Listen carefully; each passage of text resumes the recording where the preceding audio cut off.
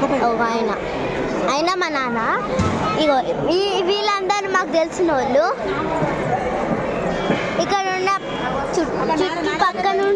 చుట్టుపక్కన ఉండే వాళ్ళందరూ మాకు తెలిసిన వాళ్ళే. ఇగో ఇక్కడ వీళ్ళు ఉన్నారు కదా, ఇగో ఈమె కూడా నాకు తెలుసు. ఇది చూడండి కంగారు. ఇగో వీళ్ళందరూ అంటే ఇగో ఈయన మా నాన్న. ఒక బిజీ పండ్లు ఉన్నాయి వీళ్ళందరూ చూడండి.